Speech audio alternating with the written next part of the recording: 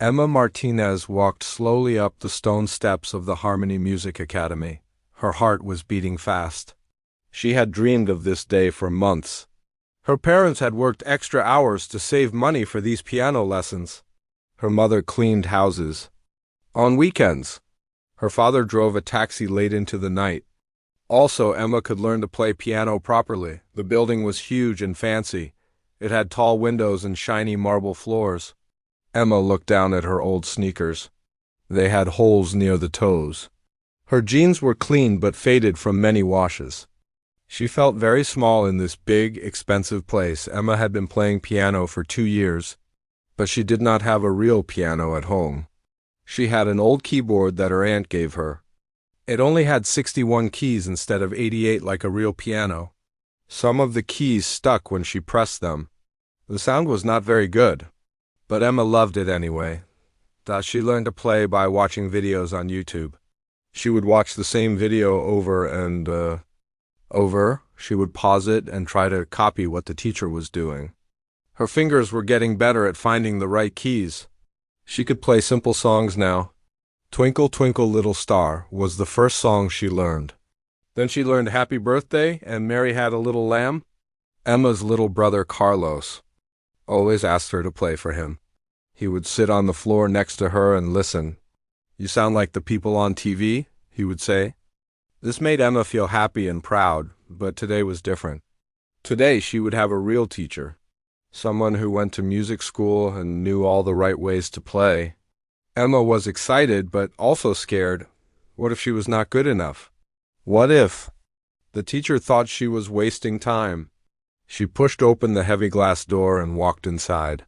The lobby was beautiful. There were paintings of famous musicians on the walls. A big chandelier hung from the ceiling.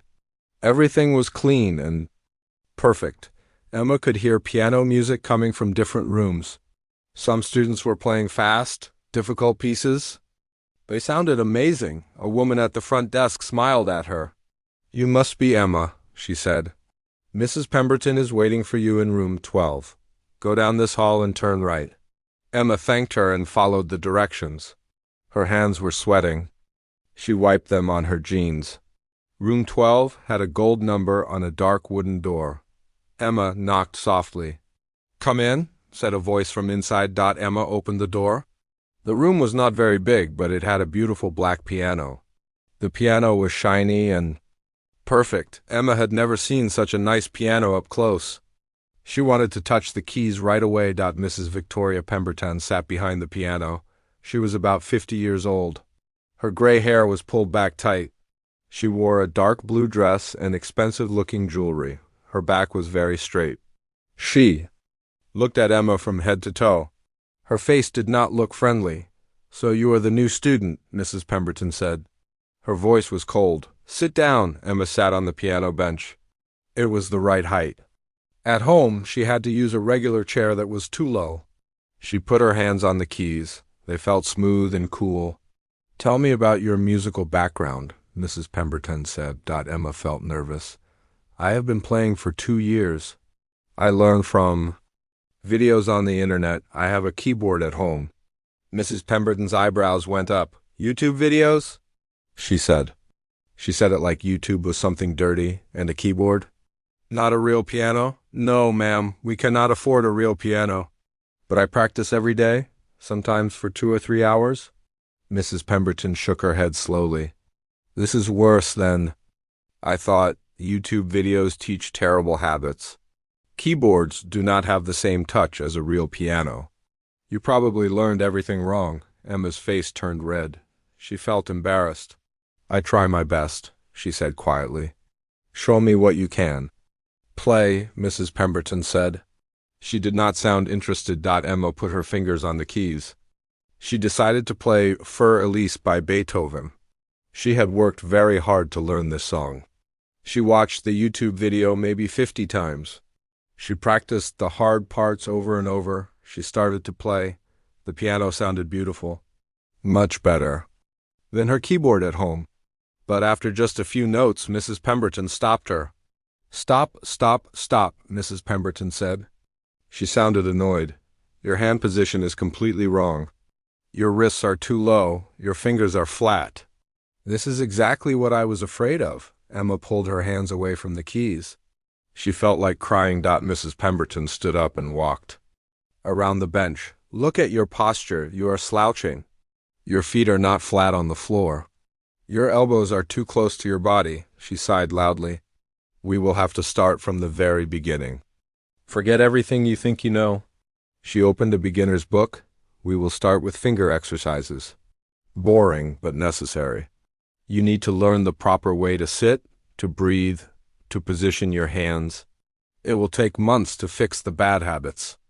You learn from those videos. Emma looked at the book. It had pictures of hand positions and simple exercises. She already knew how to play real songs. But Mrs. Pemberton wanted her to start with basic exercises for little children. I can play harder songs, Emma said. I know Moonlight Sonata and Canon in D. I worked very hard to learn them. Mrs. Pemberton laughed. It was not a nice laugh. My dear child, just because you can press the right keys does not mean you can play those pieces. Playing piano is about technique, about proper form, about musical understanding. You cannot learn that from a computer screen. She sat back down at the piano. Watch me. She played a simple scale. Her fingers moved perfectly. Every note was clear and even. This is what proper technique looks like. This is what takes years to develop. Emma watched carefully. Mrs. Pemberton's hands did look different from hers, more curved, more controlled. But Emma thought her own playing sounded pretty good too. Now you try, Mrs. Pemberton said. Emma tried to copy what she had seen. She curved her fingers more. She tried to keep her wrists higher. Better, Mrs. Pemberton said, but still wrong. We have a lot of work to do. For the rest of the lesson, they practiced hand positions and simple scales. Emma did not get to play any real songs. She felt disappointed. At home, she could play beautiful music. Here, she was just playing single notes and boring exercises.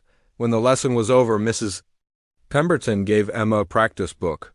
Work on exercises 1 through 10 this week. Do not try to play any songs. We need to build proper foundation first.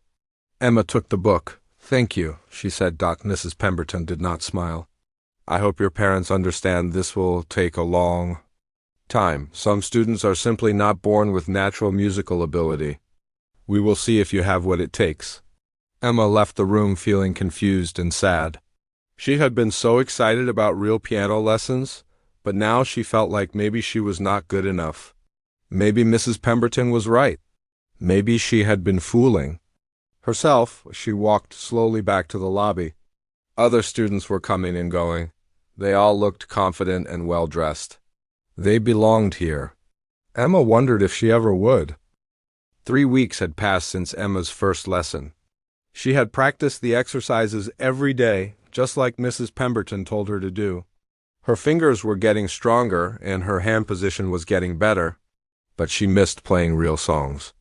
The exercises were boring and repetitive. Emma arrived at the academy for her 4th lesson. She hoped today Mrs. Pemberton would let her play something more interesting. Maybe a simple song with both hands. She had been working extra hard on her finger positions. When she walked into room 12, she was surprised to see another student there. A girl about her age with long blonde hair and a fancy dress. The girl was playing a difficult classical piece. Her fingers moved very fast across the keys. She looked comfortable and confident. Emma, this is Sophia, Mrs. Pemberton said. Sophia has been studying with me for 6 years. She will be performing at the spring recital. Sophia finished her piece and looked at Emma. She smiled, but it was not a warm smile. Hello, she said. Are you new here? Yes, Emma said quietly. I started 3 weeks ago. Oh, Sophia said. She looked at Emma's clothes and old shoes. What level are you? Emma did not know what to say. She was still working on basic exercises. I am just starting, she said. Mrs. Pemberton motioned for Emma to sit at the piano. Show Sophia what you have been practicing, she said. Emma felt nervous with someone watching. She put her hands on the keys and started the scale exercises. She tried to remember everything Mrs. Pemberton had taught her about hand position and posture.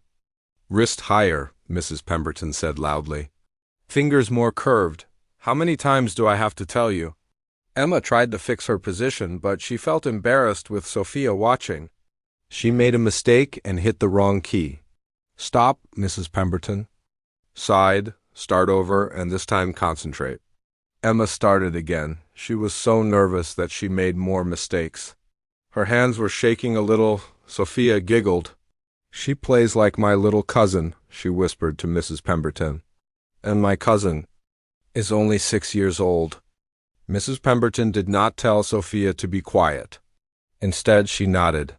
Some students start very young and develop proper technique early. Others start late and struggle with basic concepts. Emma's face turned red. She felt hot and embarrassed. She wanted to stop playing and run out of the room, but she forced herself to finish the exercise. Better, Mrs. Pemberton said, but still not good enough. Sophia, show Emma how this should sound. Sophia moved to the piano bench. She played the same scales that Emma had just played, but they sounded completely different. Every note was perfect. Her hands looked graceful and relaxed. She made it look easy. See the difference? Mrs. Pemberton asked Emma. Sophia has natural musical talent. She has been working with proper technique since she was 6 years old. Emma nodded, but inside, she felt terrible. She wondered if she would ever be able to play like Sophia over the next few weeks. This became a pattern. Other students would be in the room during Emma's lessons. Mrs. Pemberton would ask them to demonstrate proper technique. She would compare Emma to students who had been playing for many years. Listen to how Sarah plays this piece, Mrs. Pemberton would say. Her timing is perfect. Her expression is beautiful. This is what we are working toward, Emma. Then Emma would try to play the same piece, but it never sounded as good. Mrs. Pemberton would stop her after just a few measures. No, no, no, she would say. Your rhythm is wrong. Your touch is too heavy. You are not listening to the music. The other students started to expect these comparisons. They would smile when Mrs. Pemberton criticized Emma. Some of them would whisper to each other when Emma made mistakes. One day, a boy named Michael was in the room during Emma's lesson. Emma was trying to play a simple Mozart piece. She had practiced it many times at home. She thought she was ready to show Mrs. Pemberton, but when she started to play, Mrs. Pemberton stopped her immediately. Your fingering is wrong, she said, and your tempo is too slow.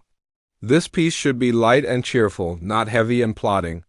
Michael laughed. It sounds like she is playing a funeral march, he said. Mrs. Pemberton smiled at Michael's joke. Indeed, she said. Mozart would roll over in his grave. Emma felt her eyes fill with tears. She blinked hard to stop herself from crying. She did not want to give them more reasons to laugh at her. Perhaps we should stick to exercises for now, Mrs. Pemberton said. Real pieces might be too ambitious at this stage.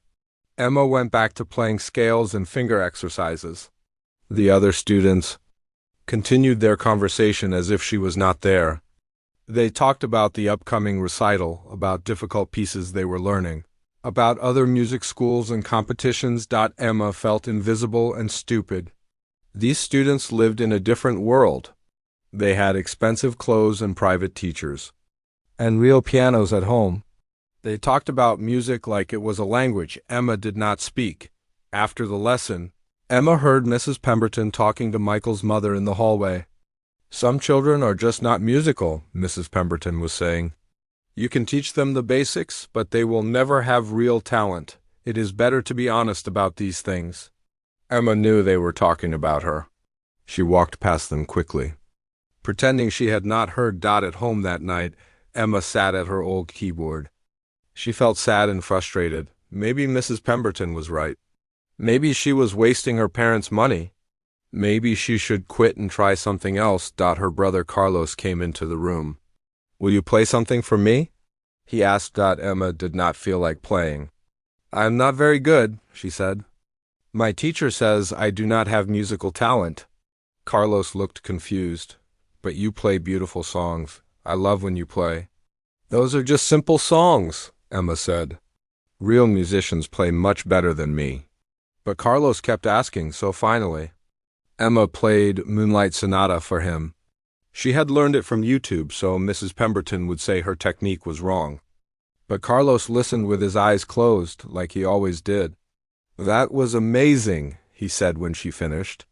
"It made me feel sad and happy at the same time." Emma smiled a little. "At least someone liked her playing dot the next week," Mrs. Pemberton introduced Emma to another advanced student named Jessica. Jessica was 13, only 1 year older than Emma, but she had been playing piano since she was 4. "Jessica will be performing Chopin at the regional competition," Mrs. Pemberton announced. "Emma, pay attention to her phrasing and dynamics." Jessica played a beautiful and complex piece. Her fingers flew across the keys with incredible speed and precision. When she finished, Mrs. Pemberton clapped. "Magnificent," she said. "This is what 9 years of proper training can accomplish." Then she turned to Emma. "Now you play your exercise." Emma played a simple 2-hand coordination exercise. After Jessica's performance, it sounded childish and boring. She could see Jessica trying not to look bored. "Emma, your left hand is not keeping steady rhythm," Mrs. Pemberton said. "This is basic coordination. Most students master this in their first month." "But I have only been taking lessons for 2 months," Emma said quietly. "Yes, and you are already behind where you should be," Mrs. Pemberton replied. "At this rate, it will take years before you can play even simple pieces properly." Jessica nodded in agreement. "When I was Emma's age, I was already playing Bach. Inventions," she said. Emma felt smaller and smaller. Every lesson was becoming a reminder of how little she knew and how far behind she was. The other students seemed to enjoy watching her struggle. Mrs. Pemberton never said anything encouraging. After another difficult lesson, Emma overheard Mrs. Pemberton talking to Sophia's mother. "I have told the Martinez family that Emma lacks natural ability," Mrs. Pemberton was saying, "but they insist on continuing lessons. I suppose their money is as good as anyone else's, but I do not want to give them false hope." Emma's heart sank. Mrs. Pemberton was just taking her parents' money, even though she did not think Emma could really learn. She was treating Emma like a hopeless case. That night, Emma cried in her room. She loved music so much, but maybe love was not enough. Maybe Mrs. Pemberton was right. Maybe some people were just not meant to be musicians. Emma had been taking lessons for 3 months now. Every week was the same pattern of criticism and embarrassment. She was getting better at the technical exercises, but Mrs. Pemberton never seemed satisfied. Emma still was not allowed to play real songs during lessons. But at home, something different was happening. When Emma sat at her old keyboard after those difficult lessons, she found herself playing melodies that were not from any book or YouTube video. They came from inside her head, from her feelings. It started one evening after a particularly hard lesson. Mrs. Pemberton had compared Emma to a new student named David, who was only 8 years old but already played better than Emma. David's parents were both professional musicians, and he had been taking lessons since he was 3. "See how naturally David's hands move," Mrs. Pemberton had said. "Some children are born with musical instincts. Others have to work much harder just to achieve basic competence." Emma had felt so discouraged walking home that day. Her parents had asked how the lesson went, and she just said, "Fine," because she did not want them to feel bad about spending money on lessons that were not working. That night, she sat at her keyboard feeling sad and frustrated. Instead of practicing her assigned exercises, she started pressing keys randomly. Slowly, the random notes became a melody. It was a sad melody, but also beautiful. It sounded like how she felt. Emma played the melody over and over, adding notes here and there. She found chords that matched the feeling of the song. The music seemed to flow out of her naturally. She did not have to think about hand position or proper technique. The music just happened. Her brother Carlos heard her playing from his room. He came to listen like he always did. But this time his face looked different. "Emma, what song is that?" he asked. "It is so pretty, but also sad. It is not a real song," Emma said. "I just made it up." Carlos looked amazed. "You made that up? By yourself?" Emma nodded. She felt embarrassed. like she had done something wrong. Mrs. Pemberton always said students should focus on learning proper technique and classical pieces. Making up songs was probably not serious music.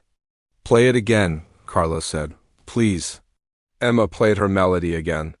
This time she added some variations, making it a little different each time. Carlos sat very still and listened with his eyes closed. "It sounds like when I'm sad, but also when I remember happy things," he said.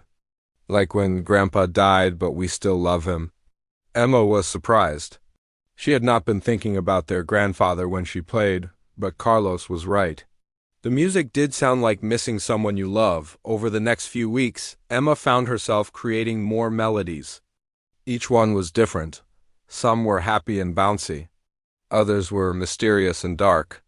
One sounded like rain falling on the roof.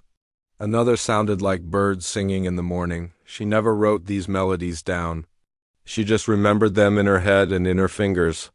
Sometimes she would combine melodies, playing one with her right hand and a different one with her left hand. The combinations created beautiful harmonies that made her feel excited and peaceful at the same time. Emma's mother noticed that she was spending more time at the keyboard. "You're practicing a lot," she said. "Mrs. Pemberton must be giving you interesting pieces to work on." Emma did not tell her mother that she was not practicing Mrs. Pemberton's exercises. She was creating her own music. She was afraid her parents would think she was wasting practice time. One evening, Emma was playing a new melody she had created. This one was hopeful and strong, like climbing a mountain and seeing a beautiful view at the top. She was so focused on the music that she did not notice Carlos had gotten his phone and was recording her. The melody built and grew, with both hands playing intricate patterns that wove together like a conversation. Emma added a dramatic ending that made the whole piece feel complete and satisfying when she finished. Carlos was staring at her with his mouth open. "Emma, that was incredible," he said. "How did you learn to play like that?" "I told you, I just make it up," Emma said. "But it sounds like real music, like music on the radio or in movies." "It sounds professional." Emma looked at her hands. She had been so caught up in creating the music that she had not thought about her technique.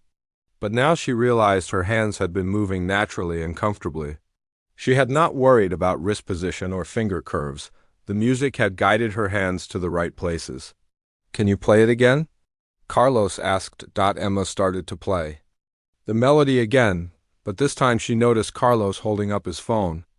"What are you doing?" she asked, stopping mid-song. "I am recording it," Carlos said. "This music is too good to just disappear. You should save it somehow." "No," Emma said quickly. "Do not record it. It is not real music. Mrs. Pemberton says I need to focus on proper technique and classical pieces." But this sounds better than anything I hear at your lessons," Carlos said. "Remember last week when I came with you? That girl Sophia played a song, and it was good, but it sounded like she was just copying someone else. Your music sounds like it comes from your heart." Emma had never thought about it that way.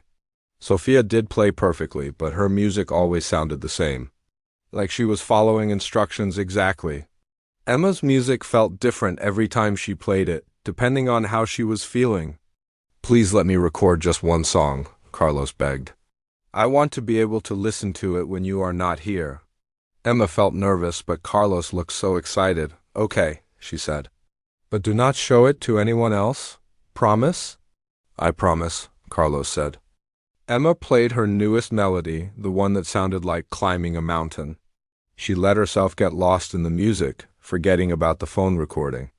The song seemed to tell a story without words. It started quiet and uncertain, then grew confident and strong, then became peaceful and content at the end. When she finished, Carlos was quiet for a long moment. "Emma, you are really talented," he said. "I know Mrs. Pemberton says you are not, but she is wrong.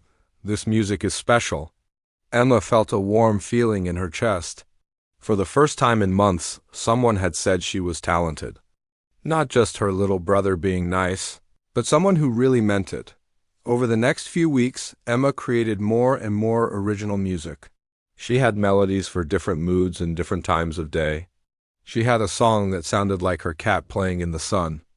She had a song that sounded like her mother humming while she cooked dinner. She had a song that sounded like the feeling of getting home after a long day. Sometimes Carlos would sit with her while she played. He never got bored, even when she played the same melody several times to work out different variations.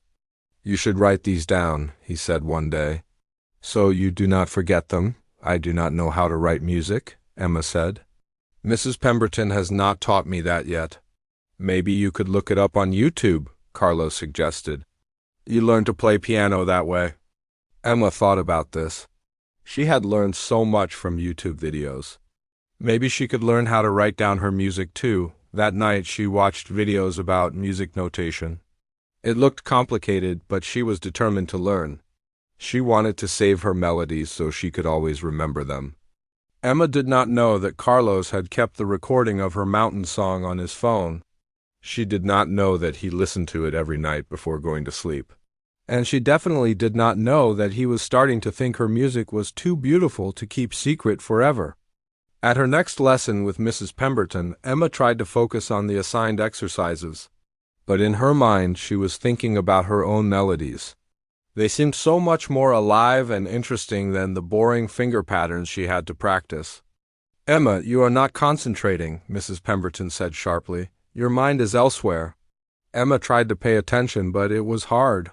She knew that at home she could create beautiful music that made her brother smile and made her feel proud. Here, she could only play simple exercises that made her feel inadequate. She wondered what Mrs. Pemberton would think if she heard Emma's original songs. But she was too afraid to find out. Mrs. Pemberton had made it clear that Emma was not talented enough for real music. Emma decided to keep her composition secret, at least for now. Carlos had been keeping Emma's recorded song on his phone for 2 weeks. Every day after school, he would listen to it with his headphones. The melody made him feel proud of his sister, but also sad that she thought her music was not good enough. To share at school, Carlos's friend Miguel noticed that he was always listening to something on his phone during lunch break. "What are you listening to?" Miguel asked. "Is it that new song everyone likes?" Carlos hesitated. He had promised Emma he would not show the recording to anyone. But the music was so beautiful, and he wanted someone else to hear how talented his sister was. "It is a song my sister wrote," Carlos said finally. Miguel looked surprised. "Your sister writes songs? Is she famous?" "No," Carlos said. "She plays piano.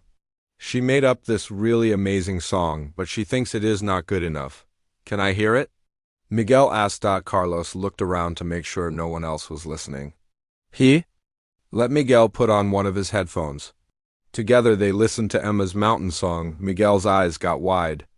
"Dude, this is really good," he said. "It sounds like movie music, like when the hero wins at the end." "I know, right?" Carlos said, feeling excited that someone else understood how special the music was. "You should put this online," Miguel said. "My older sister puts videos on TikTok all the time. She says if something is really good, it can get millions of views." Carlos had not thought about putting Emma's music online. But Emma does not want anyone to hear it. She thinks it is not real music. "Are you kidding?" Miguel said. "This is better than most songs on the radio. She just does not know how good she is." That afternoon, Carlos walked home thinking about what Miguel had said. Emma was in her room doing homework when he got home. He could hear her humming one of her melodies while she worked at dinner. Their parents asked about their days at school. Emma talked about a math test she was worried about. Carlos almost mentioned the conversation with Miguel, but he stopped himself. He had promised not to tell anyone about Emma's music, but that night Carlos could not sleep. He kept thinking about how happy Emma looked when she played her own songs, and how sad she looked after her piano lessons with Mrs. Pemberton. It did not seem fair that Emma thought she was not talented when she could create such beautiful music. The next day at school, Miguel brought the subject up again. "Did you ask your sister about putting her song online?" "She would never agree to it," Carlos said. "She is too embarrassed about her music. What if you just posted it without telling her?" Miguel suggested. "If people like it, then she will see that her music is really good." If they do not like it, you can just delete it and she will never know. Carlos felt nervous about this idea. It would mean breaking his promise to Emma, but he also thought about how proud Emma would feel if strangers on the internet told her that her music was amazing. I do not know, Carlos said. She would be mad if she found out. But what if this? Is there a big chance? Miguel said. What if someone important sees the video and wants to help her become a real musician? You would be helping her dreams come true? Carlos spent the whole day thinking about this. That evening, he listened to Emma playing piano in the living room. She was working on a new composition, something that sounded like butterflies dancing. It was just as beautiful as all her other songs. When Emma went to bed, Carlos sat in his room with his phone. He looked at the recording of Emma's mountain song. He thought about what Miguel had said about helping Emma's dreams come true. Finally, Carlos made a decision. He opened the TikTok app and created a new account. He uploaded the video of Emma's song with a simple caption, "My sister's amazing. Music that no one gets to hear. She thinks she is not good at piano, but listen to this song she wrote." After he posted it, Carlos felt nervous and excited at the same time. He had never posted anything on social media before. He was not sure what would happen. The next morning, Carlos checked his phone before school. The video had 12 views and 2 likes. That did not seem like very much, but it was a start. At school, Miguel asked if he had posted the video. Carlos showed him the TikTok post. Only 12 views, Miguel said. That is okay. Sometimes it takes a while for videos to get popular. My sister says you have to be patient. But when Carlos checked again at lunch, something amazing had happened. The video now had 347 views and 89 likes. People were leaving comments. This is beautiful, one comment said. Your sister is so talented, she should make more music, said another. This gave me chills. What is her name? Asked someone else. Carlos felt excited and scared at the same time. People were actually listening to Emma's music and they loved it, but Emma still did not know about the video. By the end of the school day, the video had over 1,000 views. Carlos could hardly concentrate on his classes. He kept checking his phone to see the numbers going up. When he got home, Emma was at her piano lesson. Carlos was relieved. He needed time to figure out what to do. The video was getting more popular than he had ever imagined. He called Miguel. The video has over 1,000 views now, he said. People are saying really nice things about Emma's music. That is awesome, Miguel said. See, I told you her music was good. You should tell her about it. But what if she gets mad at me for posting it without permission? Carlos asked. She might be mad at first, Miguel said. But when she sees how much people love her music, she will be happy. This could change her whole life. That evening, Emma came home from her piano lesson looking sad, like always. She went straight to her room without talking to anyone. Carlos knocked on her door. Emma, are you okay? Mrs. Pemberton says I'm still not ready to play real songs, Emma said through the door. She wants me to keep practicing exercises for another month.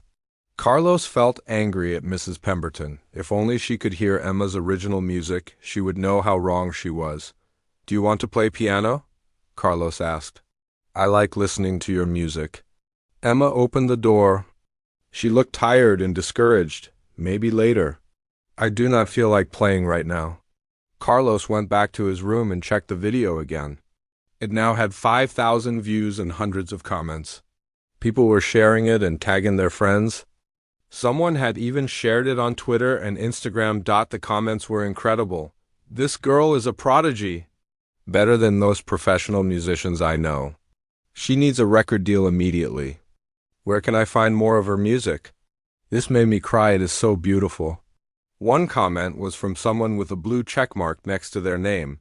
Carlos clicked on their profile. It was a famous pianist with millions of followers. The comment sighed, extraordinary talent. This young composer has a bright future ahead of her. Carlos could not believe it. A famous musician had listened to Emma's song and thought it was extraordinary, but now he faced a big problem. The video was becoming Very popular, and people were asking for more information about Emma. Soon, someone might figure out who she was. Carlos realized he needed to tell Emma about the video before she found out some other way. The next morning, Carlos woke up to find that the video had over 50,000 views overnight. It was spreading faster than he had ever imagined. People were calling Emma a genius and asking when she would release more music. Carlos knew he could not wait any longer. He had to tell Emma what he had done, even if she got angry with him. The video was too big now to keep secret. He found Emma eating breakfast before school. She looked tired and sad, probably thinking about another day of difficult piano lessons ahead. "Emma," Carlos said, sitting down next to her, "I need to tell you something important." Emma looked at him. "What is it?" Carlos took a deep breath. "I posted a video of your music online, and people really love it." Emma stared at Carlos with her mouth open. "You did what?" she said. Carlos showed her his phone. The video now had over 100,000 views and thousands of comments. Emma's eyes got bigger and bigger as she scrolled through the responses. "Carlos, I cannot believe you did this," Emma said. But she did not sound angry. She sounded amazed. "All these people heard my music, and they love it," Carlos said quickly. "Look at what they are saying. They think you are incredibly talented." Emma read comment after comment. People from all over the world were praising her music. Some said it made them cry. Others said it was the most beautiful song they had heard in years. A few people even said they were professional musicians and wanted to know more about her. "But this is just a simple song I made up," Emma said. "It is not real music like what Mrs. Pemberton teaches." "Emma, look at these comments," Carlos said. "These people think it is real music, better than real music. Their mother came into the kitchen and saw them looking at the phone together. 'What are you two so excited about?' she asked. Carlos looked at Emma. Emma nodded slowly. 'Show her,' she said. Carlos explained what he had done and showed their mother the video. Their mother listened to Emma's song with tears in her eyes. "Emma, this is beautiful," she said. "I had no idea you could create music like this. You are not mad that I posted it without asking?" Emma asked. Their mother hugged her. "Honey, I'm proud of you. And I think Carlos did the right thing. The world deserves to hear your music." By the time Emma got to school that day, the video had been shared on multiple social media platforms. Emma felt strange walking through the halls, knowing that thousands of people had listened to her music. During lunch, Emma's friend Sarah ran up to her. "Emma, my cousin just sent me this video of someone playing piano, and the girl sounds just like you. But it cannot be you because you just started taking lessons." Emma felt her face turn red. "Actually," she said quietly, "that is me." Sarah stared at her. "Are you serious?" "Emma, that video has like 200,000 views. People are calling you a musical genius." Word spread quickly through the school. By the end of the day, teachers and students were coming up to Emma to congratulate her. Some had already seen the video. Others wanted to hear her play in person. Emma felt overwhelmed but also excited. For the first time in months, people were telling her she was talented instead of telling her she was not good enough. That afternoon, Emma had her regular lesson with Mrs. Pemberton. She thought about telling her teacher about the viral video, but she was nervous about what Mrs. Pemberton would say. Emma arrived at the academy and went to room 12. Mrs. Pemberton was waiting, with her usual stern expression. "Let us work on your scales today," Mrs. Pemberton said. "Your technique still needs significant improvement." Emma sat at the piano and started the exercises, but her mind was elsewhere. She kept thinking about all the positive comments from people who loved her music. "Emma, you are not concentrating again," Mrs. Pemberton said. "If you do not focus during lessons, you will never improve." Emma stopped playing. "Mrs. Pemberton, can I ask you something?" "What is it?" "If someone could create their own music, would that be valuable? Even if their technique was not perfect?" Mrs. Pemberton looked annoyed. "Emma, composition is an advanced skill that requires years of training. Students at your level should focus on learning proper fundamentals. You cannot compose music if you do not understand the rules of music theory. Emma felt disappointed but not surprised. Mrs. Pemberton's answer was exactly what she had expected. The lesson continued with more exercises and criticism. Emma tried to focus, but she kept thinking about the difference between how Mrs. Pemberton saw her and how thousands of strangers saw her. When Emma got home that evening, Carlos was waiting for her with exciting news. "Emma, you have to see this," he said. "A famous pianist shared your video. Someone named David Chun. He has millions of followers." Emma looked at the repost. David Chun had written, "This young artist has extraordinary natural talent. Her composition shows emotional depth and musical sophistication that many trained musicians never achieve. I would love to meet her and hear more of her work." "He wants to meet me?" Emma said. She could not believe it. The next day brought even more surprises. A local news station had picked up the story about the viral video. They wanted to interview Emma and film her playing piano. Emma's parents agreed to the interview. The reporter came to their house that evening with a camera crew. "So, Emma, tell us about your musical background." The reporter said. Emma explained that she had been taking lessons for a few months, but that she learned to play mostly from YouTube videos. She talked about creating melodies at home on her old keyboard. "Can you play the song from the video for us?" The reporter asked. Emma sat at her keyboard and played her mountain song. Even on the old keyboard with its imperfect sound, the music was beautiful and moving.